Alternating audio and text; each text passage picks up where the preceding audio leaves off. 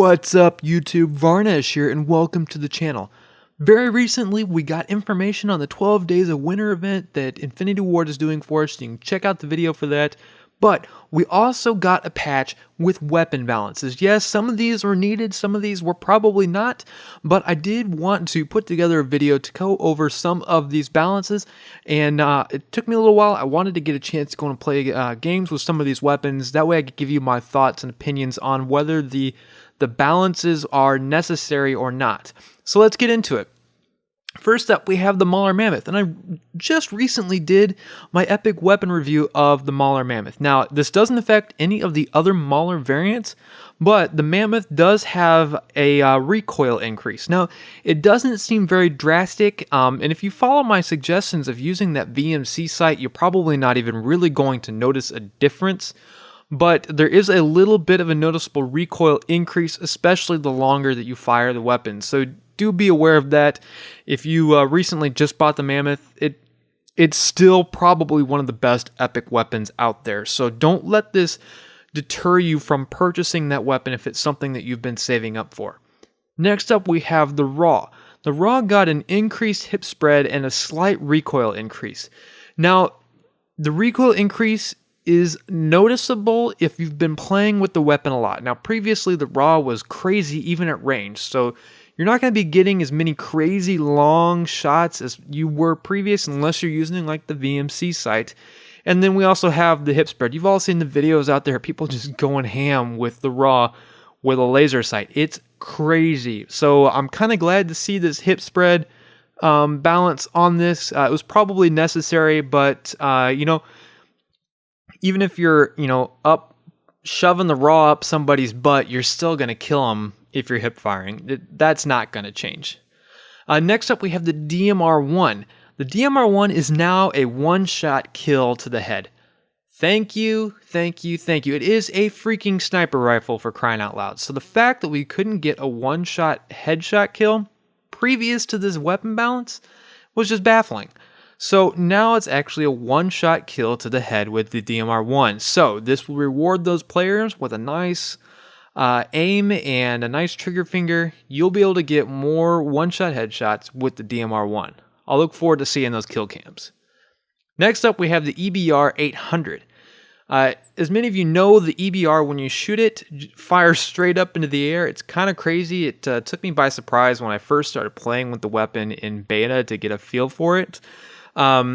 But there is a increased ADS recoil return speed. So basically what's going to happen is you're going to fire, it's going to knock up, but it's going to come back to center a lot quicker.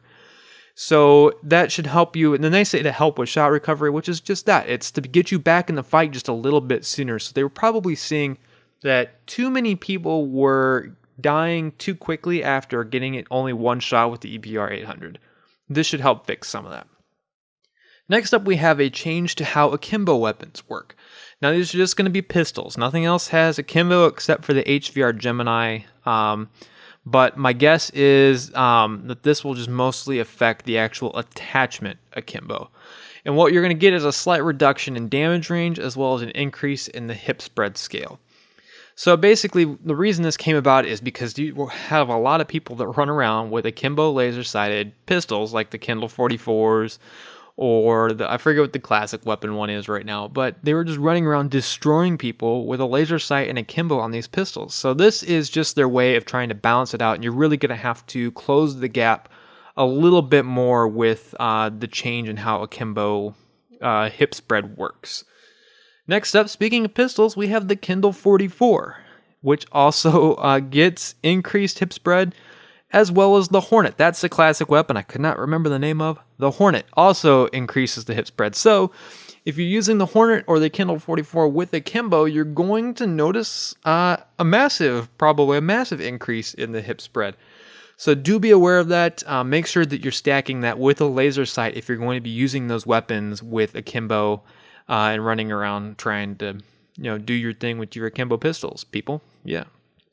Next up, we have Assault Rifle buff, and this is going to increase the base, well, I guess not really a buff, it's a nerf. I think of it as a buff because some of these weapons needed this, but there's going to be an increased base hip spread for all ARs without special hip spread values. This includes the NV4, the OSA, and the Type 2.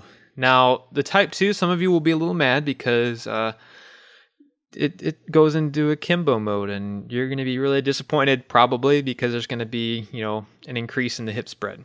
It's the way it is. But something like the NV4 actually really needed the hip spread increase. So, and then the OSA, you just have to, a lot of people run around and are up people's butts with that weapon anyway, so that probably won't affect you too much. Speaking of the OSA, it no longer has reduced hip spread relative to other assault rifles, so it's really balancing out with that increase to the base hip spread. And then it inherits the new value set on assault rifles in this patch. So basically it's tying in, like I said, with that hip spread nerf or butt, whatever you want to call it. And it also has increased recoil to compensate for high fire rate being used at range. Now, this weapon already had a crazy recoil that you had to control. So the fact that they're making it even worse, I don't know if that was necessary, but it is still controllable. You just have to make sure you're pulling back on that right thumbstick to make sure that you're controlling that recoil. So really the OSA is going to, be used more, I think, in close quarters combat. Now you're not going to be seeing people getting as many long shot kills unless they've got a crazy good recoil control thumb. And so if you're using the OSA, make sure you're going to have to change up your tactics a little bit moving forward. Now the assault rifle that we haven't talked about is the KBAR 32. This also got an increase in the hip spread value, but they're still lower comparative to the other assault rifles because of the nature of that lightweight mold that it has. It's designed for faster movement assault rifle gameplay. It also no longer has a reduction in the recoil off the first shot, and they reduced the 5-shot kill range. So that means the recoil is going to be a little bit easier to control, but you're also going to want to close the gap a little bit more because you're going to need more. You're not going to be able to get as many kills at range because of the reduced 5-shot kill range. Next up, we have the Volk. The Volk got a buff, actually, a slight reduction in recoil, and they increased the 3-shot range. Now, if you all remember, they pretty much nerfed the Volk into the ground a couple weeks ago by increasing the recoil and decreasing the 3-shot range. So my hope is that they've basically, with this weapon balance, returned the Volk to its former glory because they turned it into trash. So I'm really looking forward to getting back into a few games and using the Volk to see if they really did fix it. But so far, so good. I think they've done a great job in trying to balance out their mistake. Finally, for weapon balances, we have the R3K. They increased the 3-shot kill range to help compete with other ARs. And this was really noticeable, actually, because you would notice that the R3K, it struggled sometimes to get the 3-shot kill at a distance that ARs normally are used for engagements. So the fact that they're trying to make this compete more with, say, the NV4 or the Type 2 or even the Volk, I think is a good sign. This is probably the one weapon that didn't get a chance to really mess around with the last couple days since the patch came out on December 9th. But one of my buddies that I play with, wouldn't surprise me if we start seeing the R3K played a little bit more, because even my friends are noticing, hey, I'm doing a little bit better with the R3K. Well, this is probably why, because people are, they use the R3K a little bit more at range. So if you're one of those people, this is probably awesome for you. Well, that's all of the weapon balances that we got on December 9th. They were promised to us from Infinity Ward during their live stream, so it's really good. I think a lot of these balances were necessary. There's nothing too outlandish here, nothing, way over the top that was unnecessary. My favorite part is they brought the Volk back and they made it better. And one thing you don't really notice any nerfs or buffs to submachine guns. So I'm still waiting to see if they're going to try and bring other weapons in line with submachine guns performance-wise, or if they're going to, try and nerf submachine guns a little bit. That has yet to be seen.